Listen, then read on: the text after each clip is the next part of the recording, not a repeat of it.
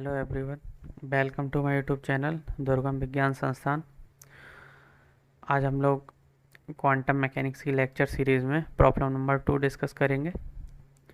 और एक बार आप इस प्रॉब्लम को खुद से सॉल्व कीजिएगा वीडियो को पॉज करके, उसके बाद ही सॉल्यूशन देखना। ओके, तो आइए प्रॉब्लम का स्टेटमेंट देखते हैं। और स्टेटमेंट हमें दे रखा है, ये स्टेटमेंट है, आप लोग इसको एक बार पढ़ेंगे। मैं आपको समझा देता हूँ क्या कह रहा है प्रॉब्लम में। देखिए, प्रॉब्लम का स्टेटमेंट जो होता है वो पढ़ना इम्पोर्टेंट होता है। जब तक आप प्रॉब्लम के स्टेटमेंट को नहीं पढ़ेंगे तब तक आप किसी भी कम्पिटिटिव एग्जामिनेशन में अगर बैठ रहे हैं तो आपको जो है हैबिट नहीं होगी कि आप प्रॉब्लम का स्टेटमेंट पढ़ते हैं ठीक से। अगर आप प्रॉब्लम का स्टेटमेंट ही ठीक से नहीं पढ़ेंगे तो प्रॉब्लम को क्या ही सॉल्व कर पाएंगे। इसीलिए प्रॉब्लम के स्टेटमेंट को आपने बहुत ही अच्छे से एंड अटेंटिवली, मतलब एक तरीके से ऐसे पढ़ो कि एक ही बार में समझ में आ जाए। ओके, तो आप लोग प्रॉब्लम के स्टेटमेंट को पढ़ेंगे, मैं आपको बस बता रहा हूँ प्रॉब्लम में क्या पूछ रहा है, क्या दिया है। ओके, तो प्रॉब्लम में हमें बता रखा है एक nucleus of a tritium atom दे रखा है। उस पर क्या हो रहा है, वो क्या कर रहा है, एक पॉजिट्रॉन को एब्जॉर्ब कर रहा है। एब्जॉर्ब करते ही वो एक हीलियम प्लस आयन में कन्वर्ट हो जाता है। ओके, इतना हमें दे रखा है। इसके साथ साथ हमें और भी चीज़ें बता रखी हैं कि जब इलेक्ट्रॉन ट्राइटियम एटम में था और उस एटम की ग्राउंड स्टेट में था तब उसके पास एक मोस्ट प्रोबेबल रेडियल डिस्टेंस थी फ्रॉम द न्यूक्लियस। ओके, अब इन्होंने क्या बताया कि जब helium plus ion ground state में होगा तब ये मोस्ट प्रोबेबल रेडियल डिस्टेंस क्या होनी चाहिए। ओके, तो यहाँ पे 4 ऑप्शंस भी दे रखे हैं, उन ऑप्शंस को देख लेते हैं। ये ऑप्शंस दे रखे हैं, यहाँ से हमें ये तो क्लियर हो गया कि हमें रेशियो बताना है कि किस फैक्टर से इंक्रीज़ हो रही है।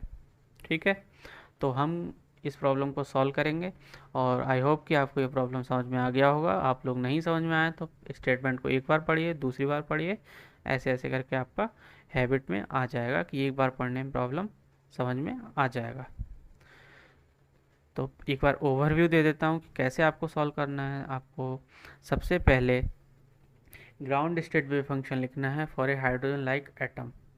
ओके, वो लिखेंगे। उसके बाद आप प्रोबेबिलिटी डेंसिटी का फॉर्मूला लिखेंगे, उसमें वेव फंक्शन पुट करेंगे। वेव फंक्शन पुट करने के बाद आपको एक्सट्रीमाइजेशन का कंडीशन अप्लाई करना होगा।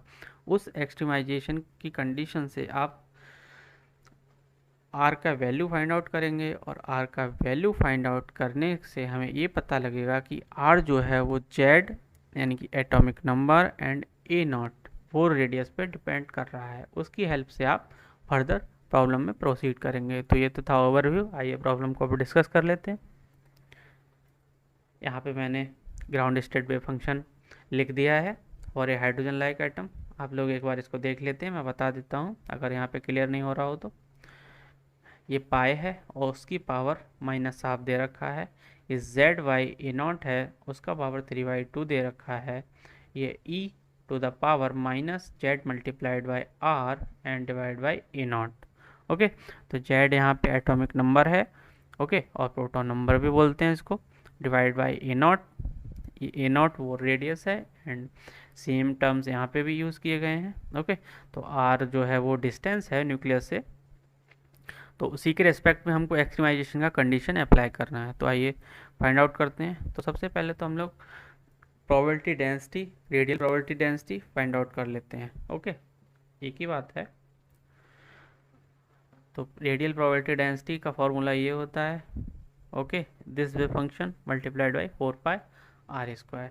देखिए, जहाँ भी डेंसिटी वर्ड आएगा उसका मतलब ये है कि आपको उस चीज़ में एक एरिया या फिर जो भी रहता है लेंथ या वॉल्यूम उससे मल्टीप्लाई करना पड़ेगा। तो हमने वही सेम पैटर्न यहाँ पे अप्लाई किया।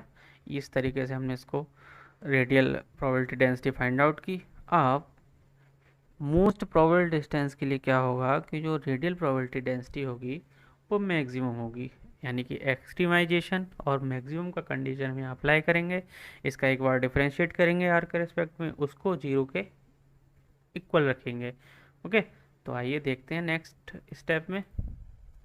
हमने मैक्सिमम की कंडीशन अप्लाई की, उसको 0 के इक्वल पुट किया, अब हमने यहाँ पे जब इसका डिफ्रेंशिएशन किया, आर के रेस्पेक्ट में डिफ्रेंशिएशन करना है, और एक बात ध्यान रखना, जब आप आर के रेस्पेक्ट में कर रहे हैं तो किस पॉइंट पे कर रहे हैं, मोस्ट प्रोबेबल डिस्टेंस के लिए कर रहे हैं ना, तो वहाँ पे r is equal to r m p put करना होगा।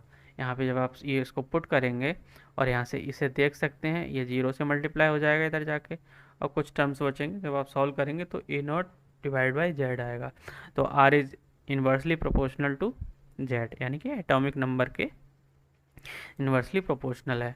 अब यहाँ फार्मूला, ये हमें एक फार्मूला मिल गया। अब इसके लिए सबसे पहले तो हम लोग हाइड्रोजन का जो यानी कि जो ट्राइटियम है उसके लिए लिख लेंगे, और उसके बाद हीलियम के लिए लिख लेंगे। तो यहाँ पे लिख लेते हैं, जब आप देखते हैं कि जो हीलियम का एटॉमिक नंबर है वो कितना होता है 2, तो 2 ऊपर आ जाएगा क्योंकि इन्वर्सली प्रोपोर्शनल है, और इसका 1 है तो 1 नीचे आ जाएगा, तो 2 आ जाएगा। अब हमको पूछा है हाइड्रोजन के रेस्पेक्ट में, सॉरी ट्राइटियम के रेस्पेक्ट में, तो हम ये लोग कह सकते हैं कि जो हीलियम आयन का रेडियस होगा वो 1/2 फैक्टर से क्या हो जाएगा, डिक्रीज हो जाएगा। ओके, तो ऑप्शन डी करेक्ट हो जाएगा। ओके, तो आप अगर एक बार इस प्रॉब्लम को खुद से सॉल्व कीजिए, समझ में आएगा, ज़रूर समझ में आएगा। थोड़ा कॉम्प्लिकेटेड प्रॉब्लम था, बट फिर भी एक बार ट्राई करेंगे तो अच्छे से समझ में आ जाएगा। अगर वीडियो पसंद आया हो तो लाइक कीजिए, शेयर कीजिए, and subscribe my YouTube channel, okay, for further updates. Thank you so much.